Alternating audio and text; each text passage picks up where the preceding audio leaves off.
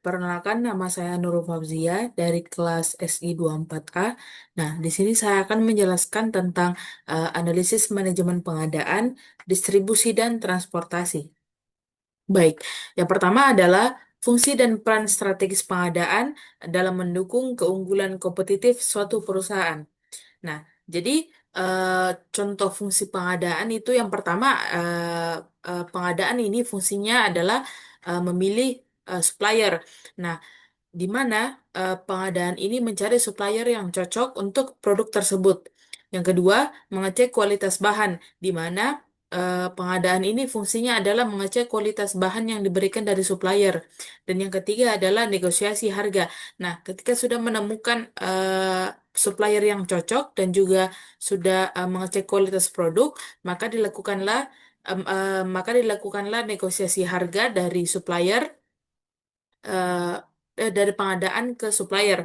Nah, adapun peran strategis pengadaan dalam rantai pasok adalah yang pertama adalah menurunkan biaya operasional, di mana pengadaan ini mencari pemasok dengan harga harga terbaik. Setelah itu, eh, setelah menemukan pemasok atau supplier dengan harga terbaik, otomatis biaya produksinya akan turun. Nah, ketika biaya produksinya akan turun, otomatis produk ini bisa dijual dengan harga yang lebih murah. Oke, nah adapun yang kedua adalah membangun hubungan jangka panjang dengan supplier, di mana hubungan yang kuat ini memberikan keuntungan seperti prioritas pengiriman, harga yang relatif lebih murah, dan inovasi baru bersama supplier. Nah, yang ketiga adalah inovasi produk baru. Yang ketiga adalah mendukung inovasi produk. Nah, di mana ketika kita sudah bekerja sama dengan supplier, kita sudah melakukan banyak transaksi dengan supplier, maka supplier ini akan memberikan kita contoh-contoh inovasi baru dari produk tersebut. Selanjutnya adalah hubungan pengadaan, distribusi, dan transportasi. Nah, jadi ketiga aktivitas ini memang saling terhubung dan saling memengaruhi satu sama lain. Secara singkatnya begini, pengadaan itu adalah yang menyediakan barang. Nah, transportasi adalah yang memindahkan barang, sedangkan distribusi adalah yang mengantarkan barang dari eh, dari gudang ke konsumen akhir. Nah, jika ketiganya ini berjalan dengan efisien, maka biaya produksi akan turun, waktu lebih cepat, dan perusahaan bisa lebih kompetitif di pasaran. Adapun perusahaan yang saya ambil sebagai contoh yaitu adalah PT Unilever. Nah, di mana PT Unilever ini adalah perusahaan yang menyediakan barang sehari-hari yang kita butuhkan seperti odol, sabun cuci muka, sabun pakaian, dan lain-lain. Nah, adapun kriteria pemilihan supplier dari PT Unilever adalah terdapat 10 subkriteria yang dimana isinya adalah kesesuaian harga, stabilitasi harga, kemauan negosiasi, kemampuan memenuhi pesanan, komunitasi ketersediaan pasok, kesesuaian pasok dengan spesifikasi yang ditentukan. Setelah itu ada konsistensi mutu, penyediaan pasok tanpa cacat, pemasok dan pasokannya ini sudah banyak dikenal, dan pemasok ini dapat dipercaya. Nah, pembahasan selanjutnya adalah strategi distribusi yang paling cocok untuk perusahaan Unilever. Nah, jadi menurut saya strategi yang sangat cocok untuk digunakan di perusahaan Unilever adalah cross-docking. Kenapa? Karena perusahaan Unilever ini adalah perusahaan fast moving consumer good yang memproduksi, seperti yang saya katakan tadi, bahwa Unilever ini adalah perusahaan yang memproduksi bahan yang sehari-hari yang kita gunakan sehari-hari. Maka dari itu, cross-docking ini sangat cocok digunakan untuk Unilever, karena Unilever ini membutuhkan barang secara cepat tanpa menumpuk stok lebih lama di gudang. Nah, pembahasan selanjutnya adalah kelebihan dan kekurangan cross-docking untuk PT Unilever.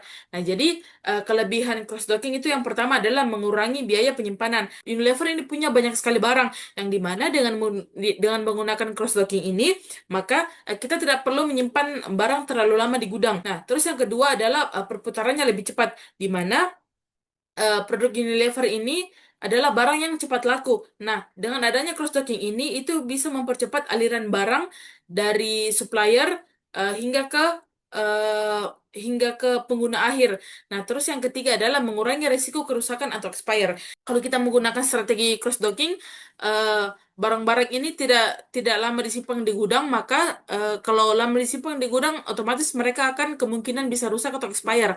Maka dari itu, menurut saya cross docking ini sangat cocok digunakan untuk perusahaan Unilever.